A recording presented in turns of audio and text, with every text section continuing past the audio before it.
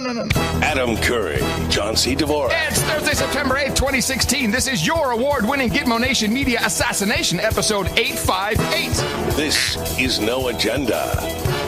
Drinking the green goo and broadcasting live from the capital of the Drone Star State here in Austin, Tejas, FEMA Region 6 in the morning, everybody. I'm Adam Curry.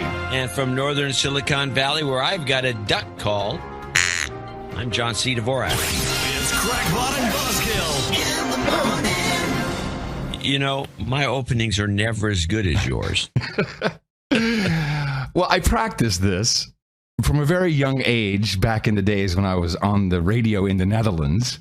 There was a guy before my show, Frits Spits. Yeah. His name, Frits Spits, a professor turned top 40 DJ. What? He was a professor and he turned top 40 DJ. It was great. And every day he'd do a show between 6 and 7.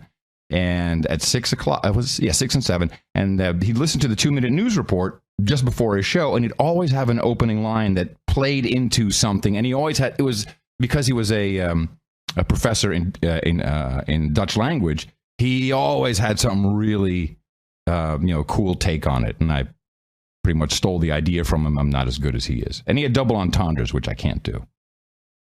Well, they're still good, whatever it is that you Thank you. are thinking. I'm not sure. Yeah. I'd have to have heard this guy, and I'd have to be able to speak Dutch. Yeah, so to probably appreciate you'll just have to take it from me. Yeah, okay. I do have the duck call. I'm happy you do. So I think, and I used the word "so" at the beginning of the sentence. Yes, you did. Because I believe that we have both watched the disgusting videos. And I want to comment on the... This is the Cleveland cough you're talking about. I don't know about... why is it called the Cleveland Because cough? it happened in Cleveland. She never was in Cleveland. Yes, she was. She was in... Oh, I'm sorry, you're right. She was in Ohio, right? Not in Cleveland? I don't think so. I think she was in Cleveland. Yes, she was in Cleveland. I have...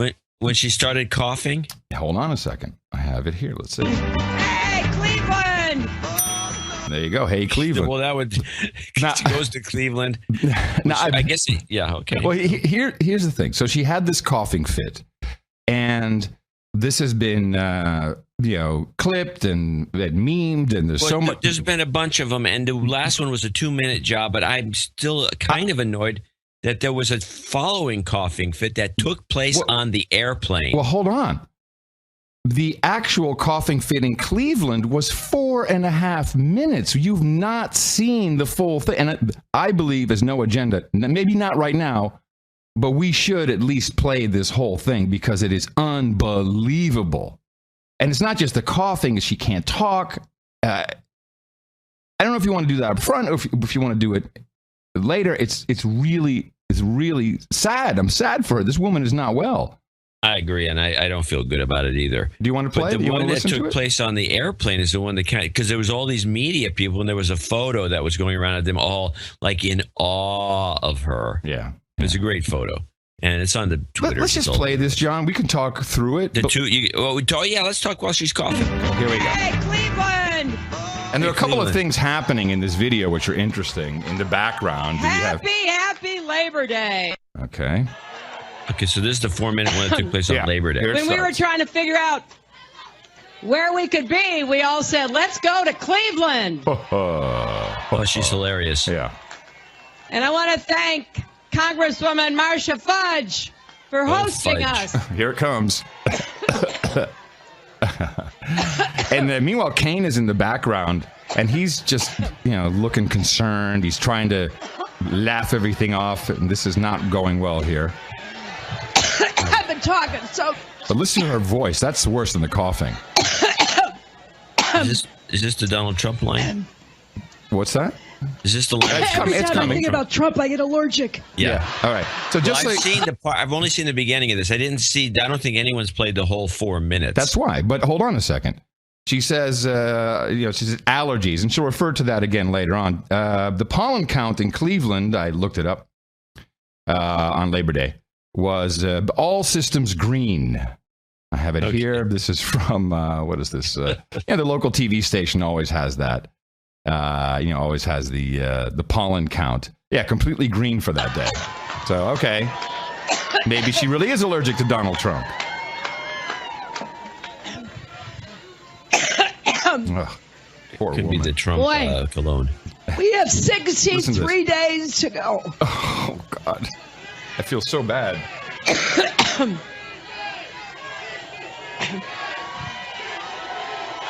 Now everyone's like cheer, and someone, I think someone handed her They're something cheering like her? Yeah, they're cheering her on. Come on, girl, you can do it. You can talk. Come on, I know you can do it.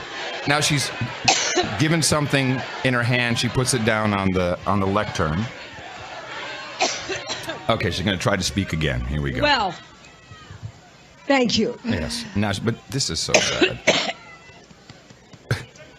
Hitting her Whoa. chest. Whoa. Oh. And when she made that Trump comment, Kane jumped up and was Well, like you waving just his heard arm. the next vice president, didn't you? Oh, gosh. Oh, What did she say there? She said, "You just heard the next vice president there, didn't you?" You know, so bad. Is man. that she's talking about the phlegm? No, she's talking about Kane, who came right before her. Well, you just heard the next vice president, didn't you? Oh man, this is not okay. She can't breathe. She's having trouble breathing. In addition to thanking Marcia Fudge, Oops. so thank your great Senator Sherrod Brown. Oh. Now, Also, excuse me. oh man. Also, two other great members of Congress, Tim Ryan. Now she thinks she and has Joyce it back, Beatty. and she's gonna inhale, and then she's gonna go into it again. It's really it's breathing at this point. And your mayor, thanks to Mayor Jackson.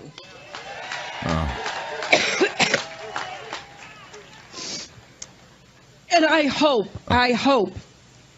that Ohio will send Ted Strickland to the Senate. Oh, what an endorsement! Hey, thanks for the endorsement. That's an Hillary. ISO.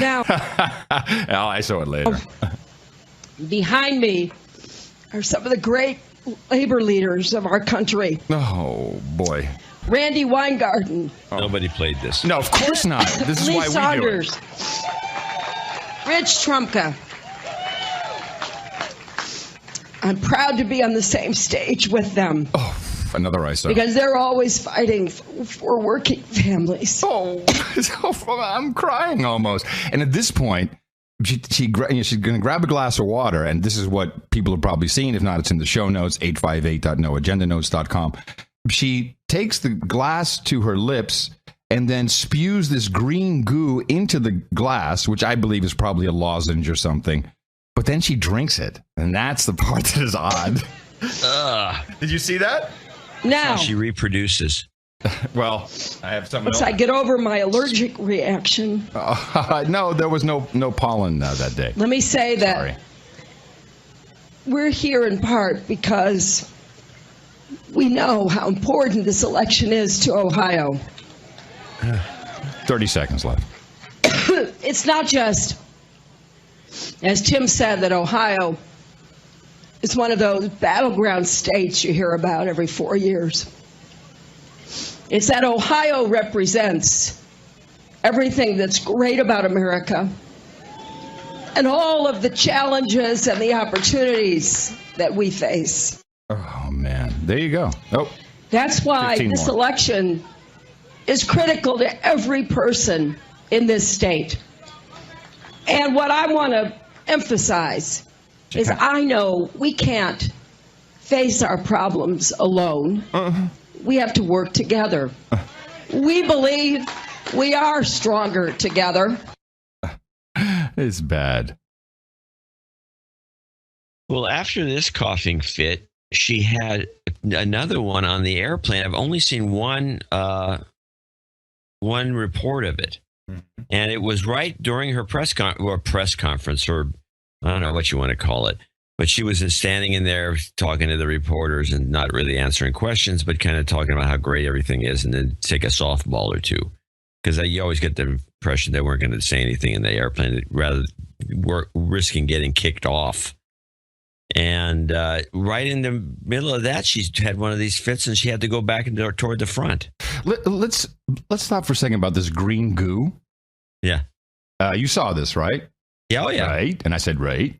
Right? So, yeah, right. So now there's a couple of things. Either it didn't look like phlegm. I mean, that was just too much. I think she just spit whatever was in her mouth, if she was probably choking on some substance that became green. I think lozenge may be a adequate explanation. However, she definitely spit it out. However, I will say, Revelation 16:13, and I saw 3 unclean spirits like frogs come out of the mouth of the dragon, and out of the mouth of the beast, and out of the mouth of the false prophet. So 2 more to come. It's all metaphors in the Bible. So frogs are just green goo. To Hillary. Yeah. Frogs is green goo. That's what it meant. So I think we can probably. I don't know if she's the dragon, the beast, or the false prophet. But or all 3, maybe. Well, okay, yeah, it's possible. It's possible. Do you have anything more on this? Because I do have what I think is possibly the reason why this is happening to her. I have nothing else on it. I just, had a couple of one-liners and pretty much nothing to add to the discussion. You had the long clip, which I think was great. I'm sure there was a long version of the clip of her in the airplane too. Yeah, I didn't have that one. Which I think was her last coughing fit. I did notice something though with her in the airplane. Where did she get this airplane all of a sudden? It looks like an old Continental. I'm sorry, United. Looks like a United aircraft. But you can only see you don't see the front, so I don't know if it's. She has it all tricked out. I don't think so. No, it's all painted with the Hillary the outside, the outside, tail. The outside, but not the inside. This is from the DNC. This is from the DNC. This is from the DNC. I didn't know they had a big plane like that. They rent it. No, they rent it. Of course, they rent it. They paint it. They rent it, and then goes to the paint job. Cost what it costs to paint an airplane. Very expensive. Yeah, it's like I don't know, $1 million plus. No, it's not $1 million plus. $1 billion. $1 billion. I'm telling you, it's crazy. It's a lot of money, though. It's like I think it's like 30 grand or something.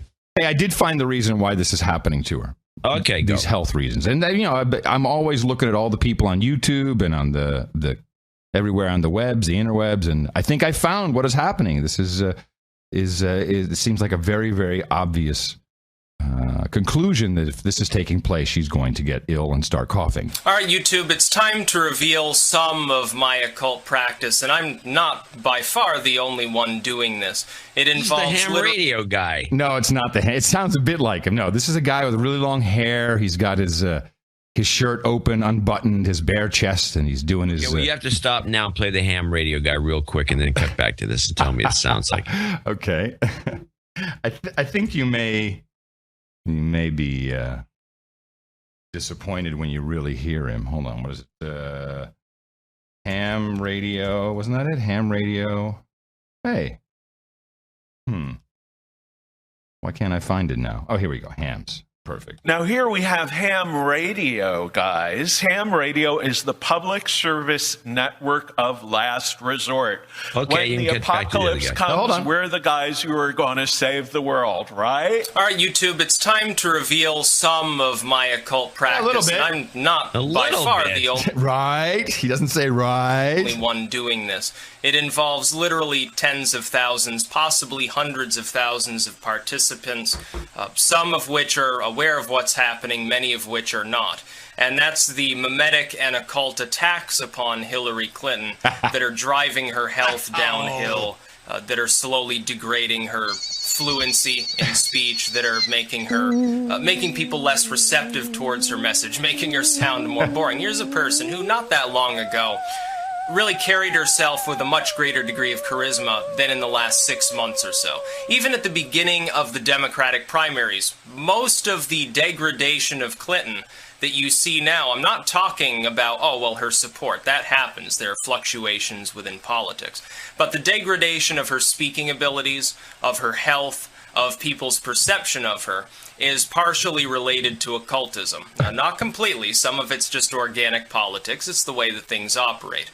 But it's being aided by memetics especially, in twain with occultism. For example, I'll use my own practice. I've been attacking Hillary Clinton with magic.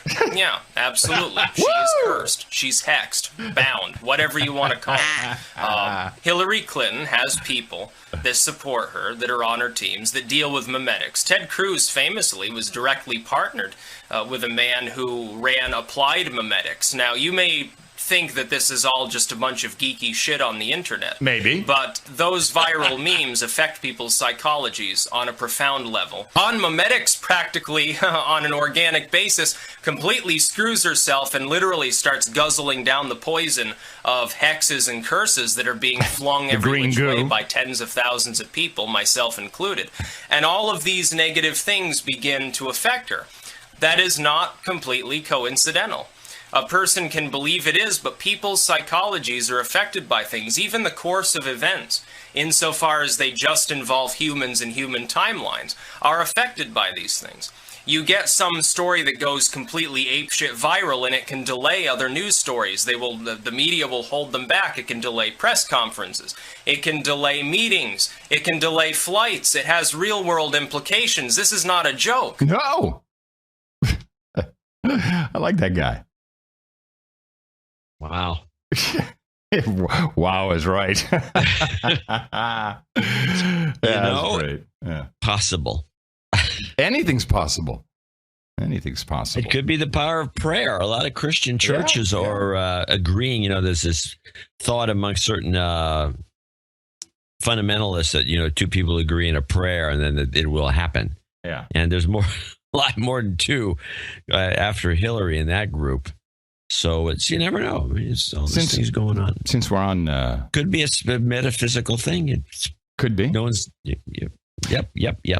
Since we're wishful thinking. Since we're on Clinton, now there were two television events. CNN had two profiles. When was that? Tuesday, I think, or Monday. Then it was both called subtitle the essential Hillary Clinton, the essential Donald Trump. Hillary Clinton's profile piece was first. It was called Unfinished Business, the essential Hillary Clinton. And then Trump was All Business, the essential Donald Trump. And it was not really. Is that the CNN thing or is that the ABC thing? This was CNN. Okay. It was two hour-long specials after each other. And, Trump didn't participate in this. His kids did. And it was kind of interesting. He knows what's going on. Yeah, not so much what was in the piece about Clinton, but what was omitted was her falling down accident. They went to a commercial break in the timeline, came back, and there was no mention of her concussion, her blood clot, or any of that. That was not in the piece. Although 50% of the piece was all about how she was important in college. And I have to tell you, just looking at it, I'm like, wow, she seems pretty cool. Although probably around the time Jennifer Flowers entered the picture, I think she just became so mad at politics, possibly at men, that she said, you know what, I'm going to play this game and screw them. And Billy Boy, of course, he's a bad boy. So he's got all kinds of shenanigans. And it probably all started there. And she just went, okay, I'm just going to, she ran his Comeback Kid campaign in Arkansas. She knows how to do this in the old traditional way.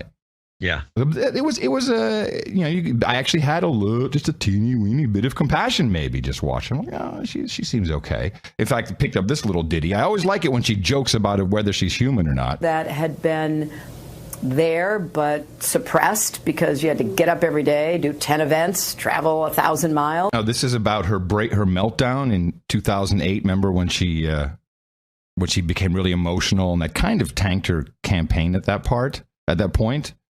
She was in some coffee shop or something, and that was really the emotional moment. Because you had to get up every day, do 10 events, travel 1,000 miles, just came flooding out. And imagine that was liberating. It was surprising. Liberating? Well, and you're human, and we all have emotions. Don't tell anybody. That's one of the best kept secrets. Again, joking about being human or not. And always joking about it. Yeah, that is funny.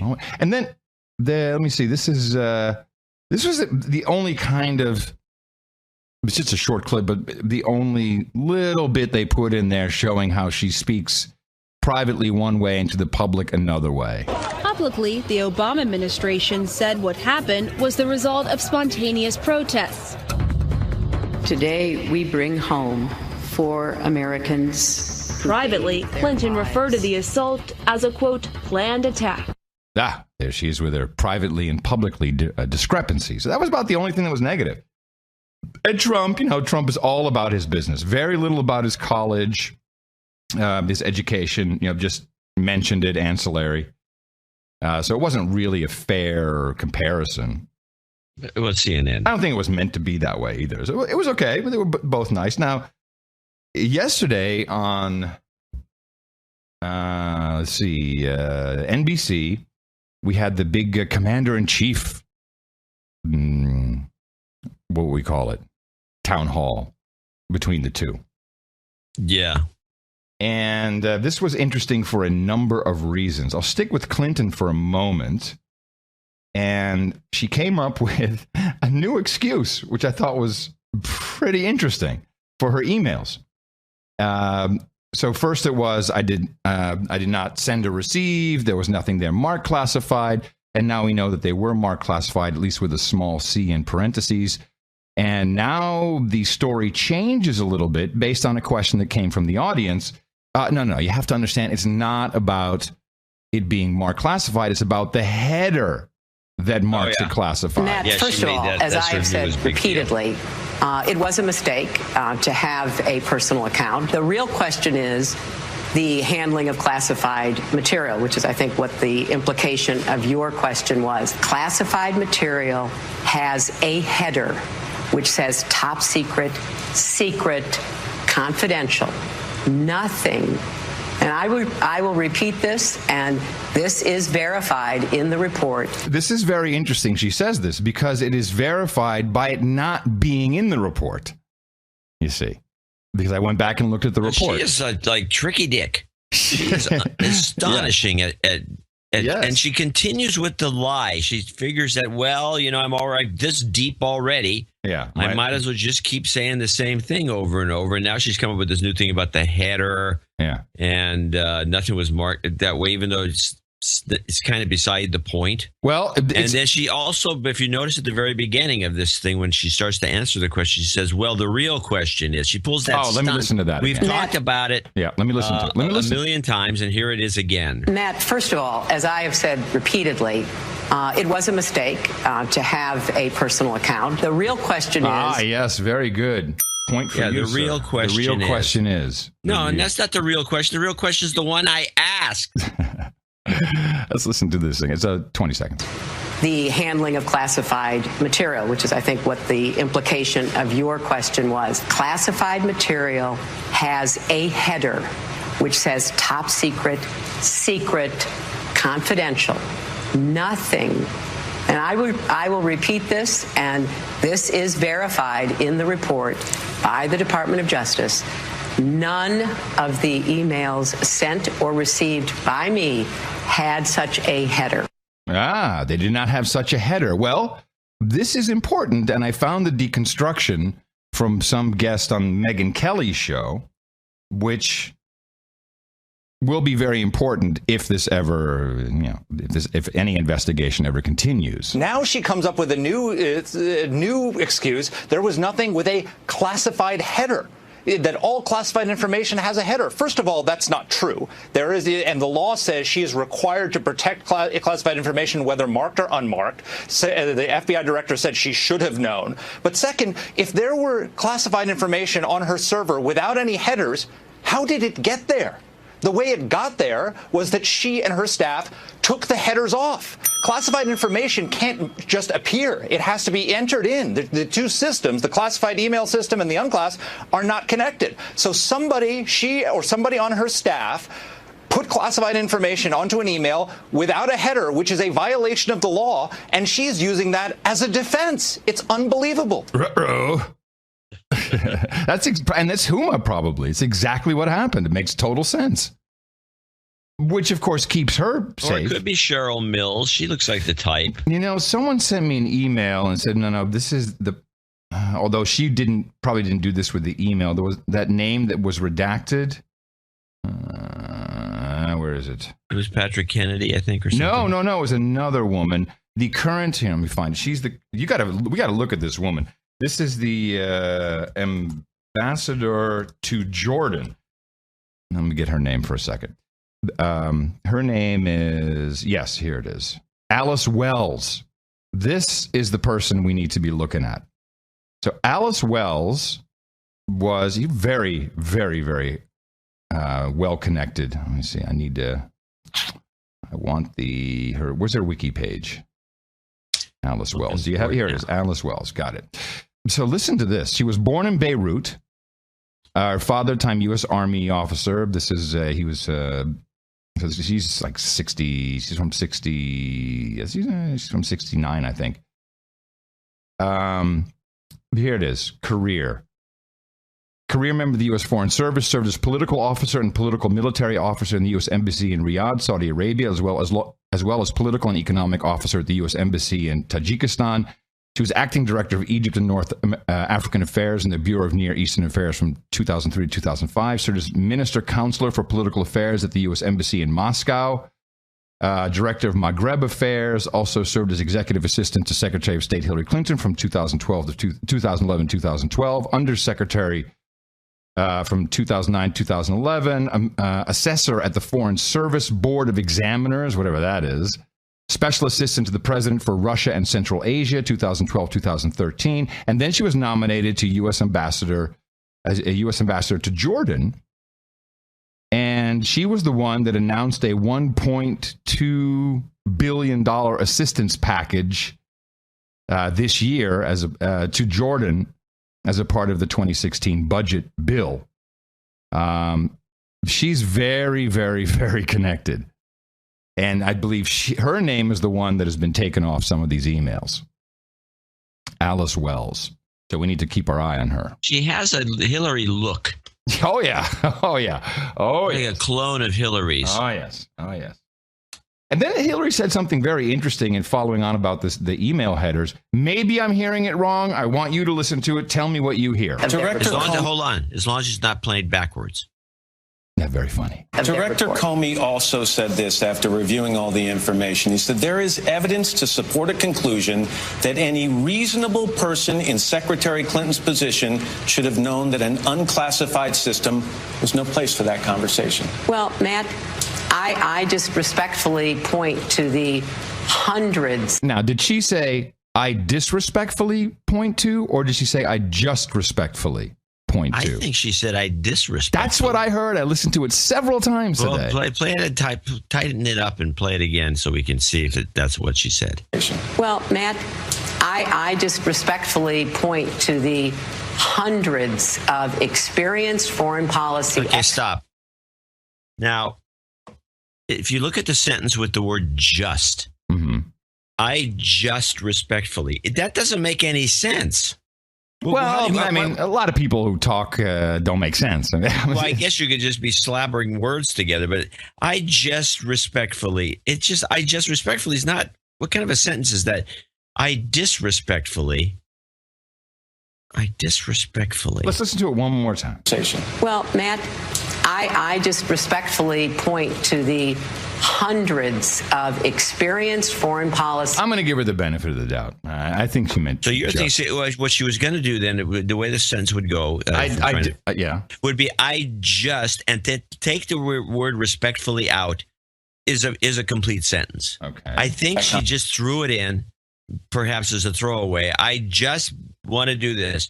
I just respectfully want to do this. Oh, yeah, okay. Yeah, so I think it was a toss away, and I think that would make it sense if that's the case, and we'll go with it. I'm not going to read too much into it.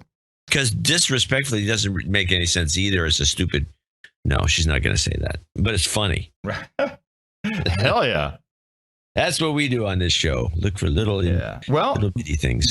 So in the Trump version of this, and you can say a lot about either of these. There is some video going around that shows Hillary Clinton with, it looks like she's doing this this commander thing, commander-in-chief thing, with an earpiece in.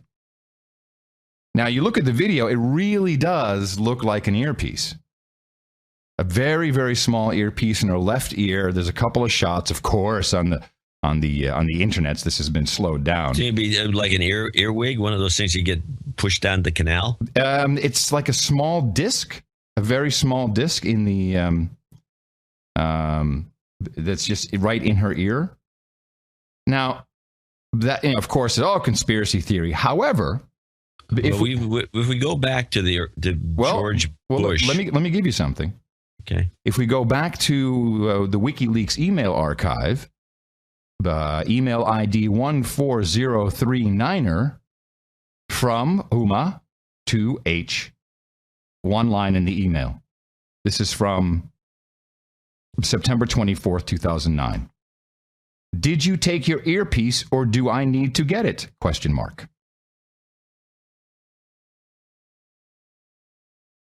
Okay. Now, this is before the so-called accident. So I don't know if this is if it's an IFB, maybe could be. I mean, there's no context around. I mean, you can have. I have a. I've had my custom fit. You carry it around if you think you're going to do television. I mean, if you're doing CNN or anything like that, for example, 90% of the time you're going to be alone by yourself in a studio. Mm-hmm. And sometimes even a robot camera. I'd have to have her calendar next to me to be able to find. And if you have the earpiece, your own earpiece, you don't have to put one of these, even though they give you brand new ones, but they're the ones that keep popping out. Yeah. You see people on there, they keep the earpiece keeps popping out because they haven't got their own custom fitted one. Right. And so it would make sense that she'd have one of those. Probably for CNN or something like that. Yeah, it could be, but I don't know. I don't know exactly what that was about. But if you look at the video, it does seem like she has something in her ear. It could just be an amplifier, although I don't know. It may look pretty small. Think she's hard of hearing? Huh? What Dame Angela from Nevada found for us was the email I was looking for. Now, this is the email that Hillary was handed her BlackBerry by Huma in a television interview, and this is what happened. So, I mean, that is the land of unconfirmed. Yes, we came, we saw, he died. Kill him, die. Die. Yeah. So here it is, October 19th. I'm sorry, October 20th, 2011, 12:24 p.m. Fits it completely with the timeline and the interview from, of course, Sidney Blumenthal. There you go. I mean, he seems to be like her brain. So Sidney Blumenthal sends a note to Hillary and sources with direct access to the Libyan National Transitional Council, as well as at the highest levels of European governments and Western intelligence security service, say late in the day, October 20th, the interim president of Libya, Abdel Jalil, received reports stating that former Libyan leader Muammar al-Gaddafi has been killed during fighting in the city. So that is factual. She did receive an email, and that's what it said. And that's what she responded to her, and so then she gloated about it. Yes. Yeah, she sure did. Now, Trump got trapped. This was very funny, or not really funny, interesting to watch. They set a trap for him at NBC. How are we with NBC on the Leaner Report? Where are they? Oh, they've NBC, because of its earlier connections to General Electric, I think they're still 49% shareholders. NBC has always been all in for any Democrat. They will go after any Republican, and I believe it has to do with defense spending or something that has to do with General Electric. I'm not sure, but GE aircraft engines and stuff like that. Yeah, the big engines. Yeah, they're way over the top with this. In fact, I think it's a humiliation for anyone who thinks they're an objective journalist working for that operation. Well, if you want to, and of course, MSNBC reflects that probably better than NBC does. If you want to learn more about that, you can go to leanerreport.com and take a look at that. So they set a trap for Trump. It was a good one. All the operatives were in place. You know, these things, as we know, are rehearsed, including the questions. This is not, there's no mistaking what's going to happen in these issues. Trump was prepared for the question because, of course, it was rehearsed. So he knew the question was coming, but he was not prepared for the trap. Kind of prepared, but no, not really. Here it is, the setup and the capture. Day here, who served as a radio operator in the Marine Corps in the Vietnam era. He had tours of duty in Southeast Asia and in Europe. He's also a Democrat. And important. He's also a Democratic operative. Has this question for you. Mr. Trump, I have a daughter who was interested in joining the service, but when she researched the military, she saw the stats on sexual assault and decided not to go. I have a concern about the rape of women in our armed forces. As president, what specifically would you do to support all victims of assault in the military? It's a great question, and it's a massive problem. The numbers are staggering, hard to believe even, but we're going to have to run it very tight. So obviously, he was prepared for the question. The court system within the military. I don't think it should be outside of the military. Matt Lauer's going to spring the trap on him. Very hard on that, and your daughter is absolutely right. It is a massive problem, but we have to do something about that problem, and the best thing we can do is set up a court system within the military. Right now, the court system practically doesn't exist. It takes too long. In 2013, oops, there's the trap. On this subject, you tweeted this, quote, 26,000 unreported sexual assaults in the military, only 238 convictions. What did these geniuses expect when they put men and women together? Well, it is a correct tweet. There are many people that think that that's absolutely correct. Okay, so that was a setup, a trap, and it continued throughout the rest of the evening. So, Matt Lauer doesn't just all of a sudden, because some question comes up, oh, wait, let me look through my notes. Oh, yes, I have this tweet from 2013. Brilliantly done. Do they really think the Brilliantly done. Set up beautifully. And it continued throughout the evening on all of the news channels right after that. Every time there was a question, Lauer conveniently had the counterpunch. Oh, yeah. And now, you're much better at identifying this than I am. Did you see it at all? You didn't see it. No, I didn't. I didn't watch it. Oh. We know. I knew you would. Well, of course, my beat. Matt Lauer, there was some National Enquirer story about him buying Coke from somebody. He looked a little edgy. Then if you have a chance, I'd like you to take a look. Okay. Yeah. I don't know. It hit me. Now? No, not now. Not now. Oh, okay. Okay. But this continued throughout the evening. Now, from NBC to CNN, there is this woman who is, she's a surrogate. She's also the brand new president and CEO of Women in Need in New York, which is a huge nonprofit. And they run, and I think 90% of their money is from the city of New York. 10% maybe is just from grants and stuff. But they run with all the shelters. And I think they do a pretty good job. They look at their $990. And, she's making about $300,000, but no, it's okay. It's a big job, but she is a surrogate for Hillary, and she is fantastic to watch because, she has kind of almost like a very typical Hillary bot face, and she's constantly rolling her eyes, shaking her head whenever anyone else is talking the whole time. And now CNN has caught on to this, and I like what they're doing.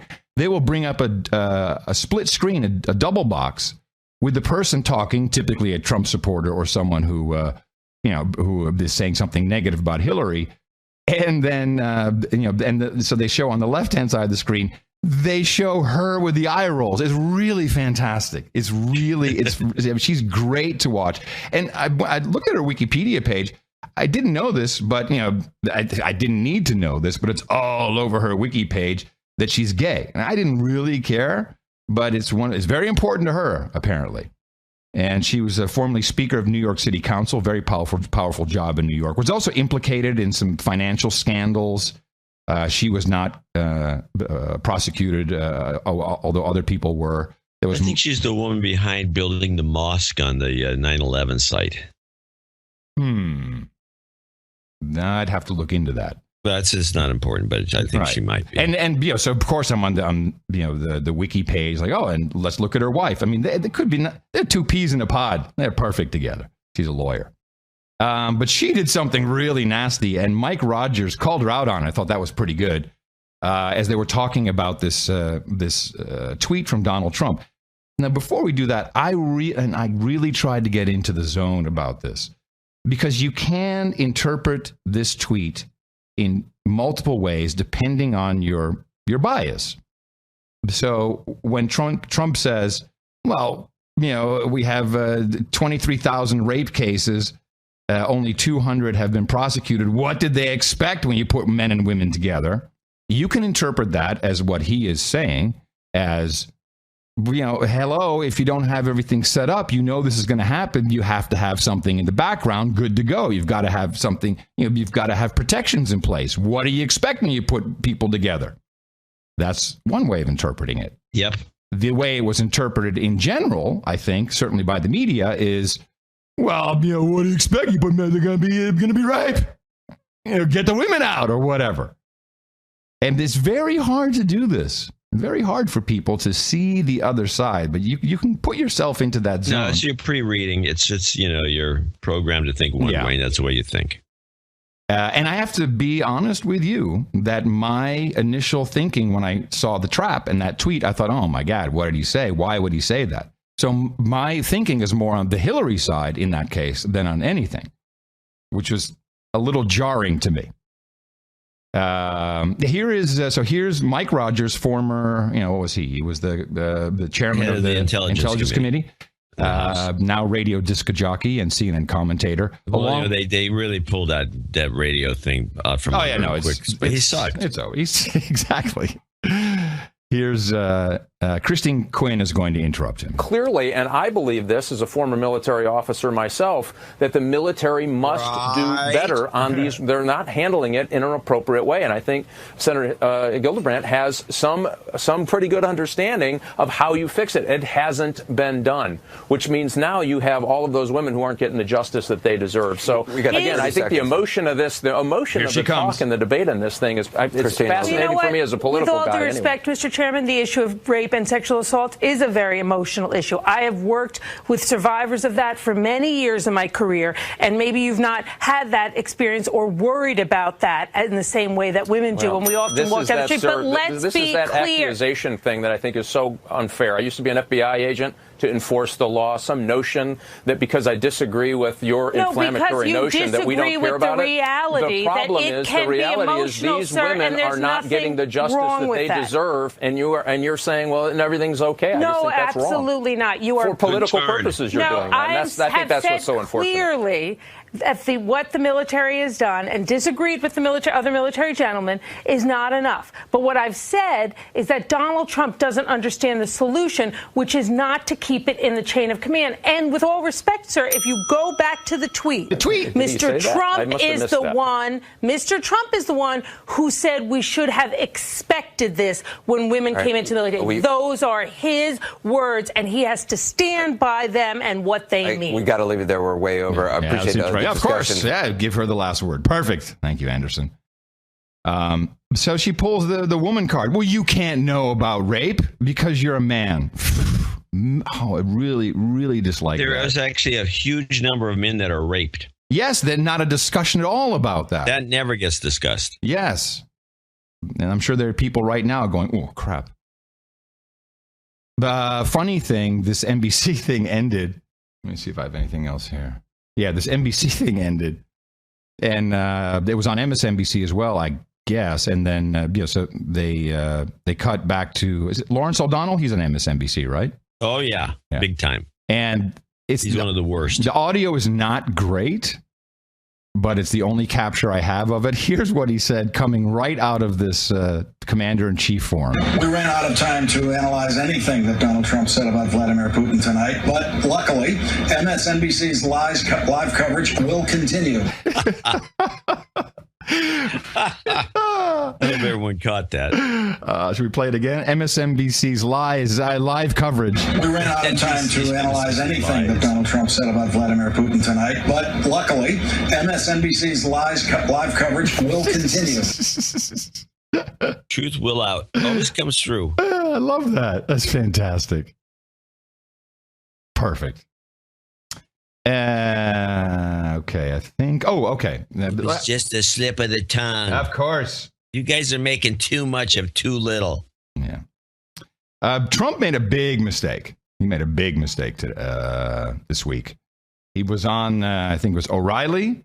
And just listen to the indiscrepancy here. I mean, it's very dumb because he just needs to stay with his trap, which is, hey, you release your medical records, a real medical record, I'll release my tax records, which is coming. This is coming. This trap is set. but he made a big mistake on O'Reilly. Governor Pence says he's going to release his tax returns. Today, Hillary Clinton's whacking you again, and, she does it.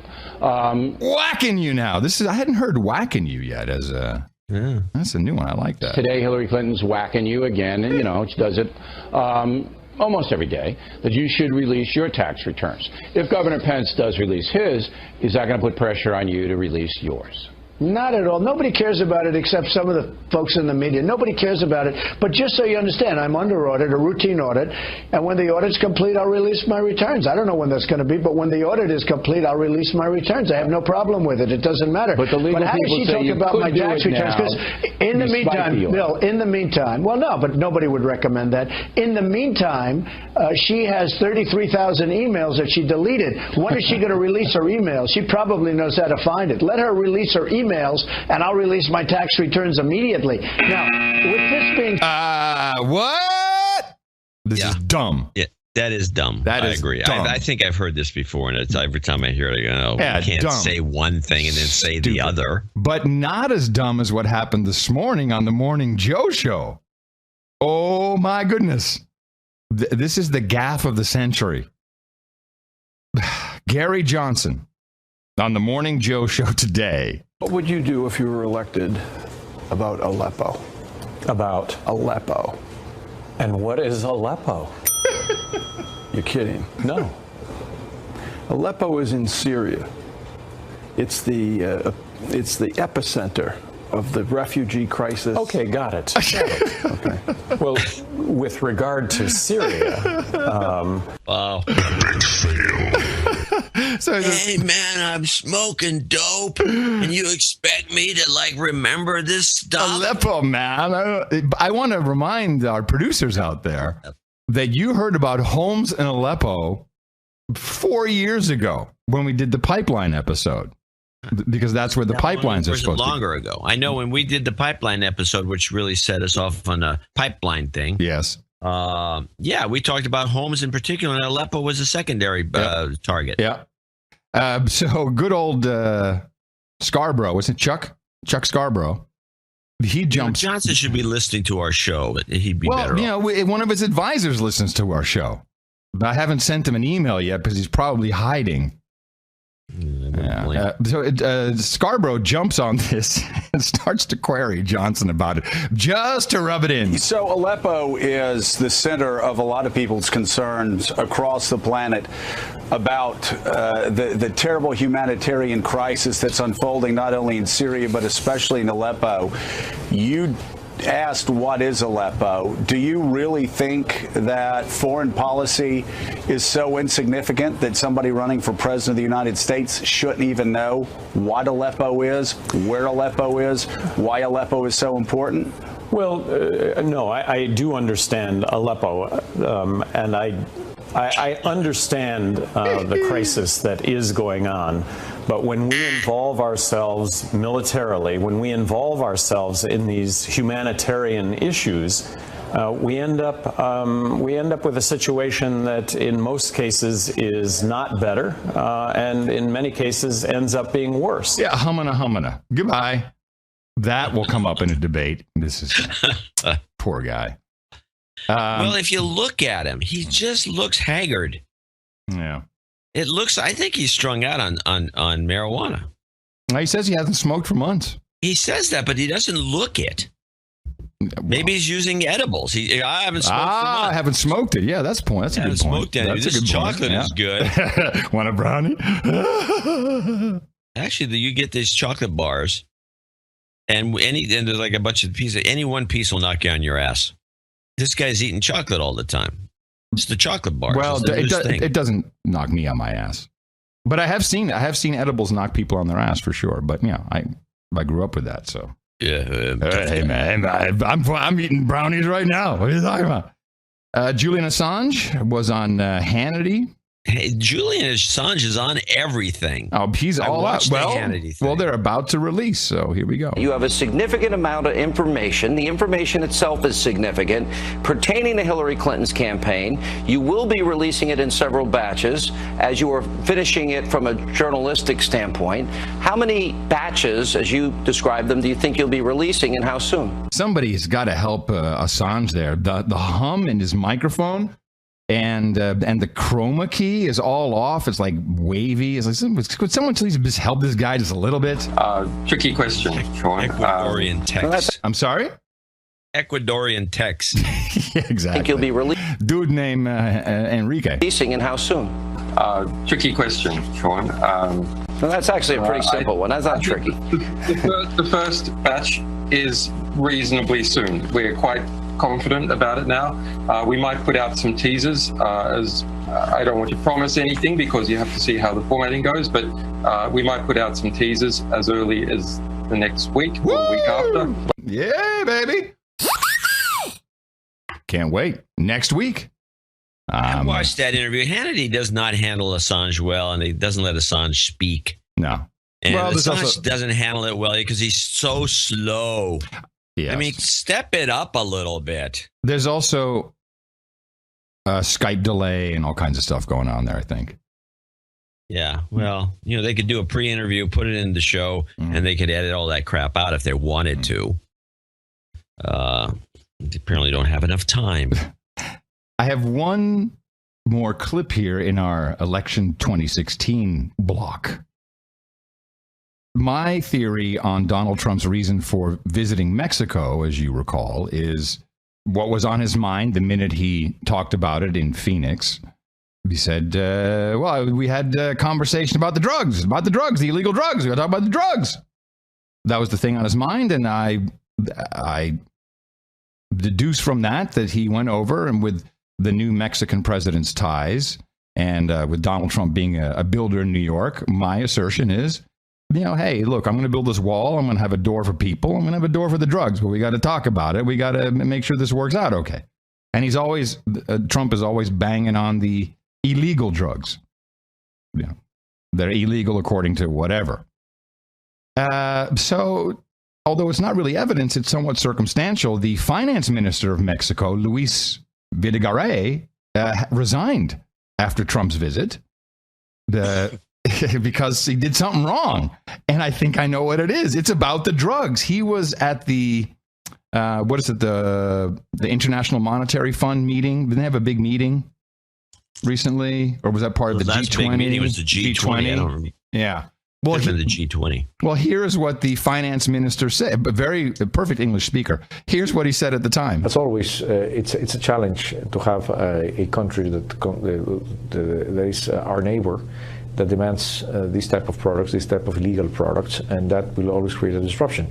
But the choice that President Peña Nieto has made is to put a fight against organized crime in a way that is not only through police forces, which we're doing, and you can see the results of that by capturing some of the leadership of these criminal organizations, but also have a more comprehensive approach, in which we use prevention tools, we use intelligence, and we use creating jobs and opportunities for the communities for crime not to be a social phenomenon. It's also going to be complex, but it's also going to be a priority of this government to make sure that violence is reduced and we create a safer environment for people, all the people of Mexico. And what about the US? And is there an onus on the US to perhaps do their part in lessening the demand that we see? Well, it's a matter of shared responsibility. Yeah. And just as Mexico should fight these organizations and reduce supply, all the efforts that the U.S. can make to reduce demand and to make sure that the younger population in the U.S. does not go into drugs, that's also going to help the U.S. a lot. That's going to be very good for the American society, but it's also going to be good for Mexico because the demand for drugs will be lesser. So it's a collaboration. It's a shared responsibility. A couple of ways we can interpret this. The obvious way is, excuse me, are you insane? We're not going to tell America to reduce the demand. Hello?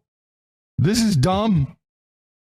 There goes our money. Don't invite Trump over here to talk about reducing the demand. You know what's going on here. So he had to go. That's the most logical way to interpret I don't know. that. That's a pretty funny idea. I think your interpretation is not that you can't argue against it, but it's crazy. My interpretation of what he said. If they wanted to stop the drug, they should have stopped to slow down the demand. They've done nothing to do that. Cocaine is still they don't even want to talk about how much cocaine is coming into this country, let alone the heroin. Well, the cocaine is down because it's too expensive compared to the heroin. Now, that's what I'm reading. I don't know that it's down. You show me some evidence of that. Okay. I think half of Silicon Valley is stoned on cocaine. You can tell by listening to these guys when they present.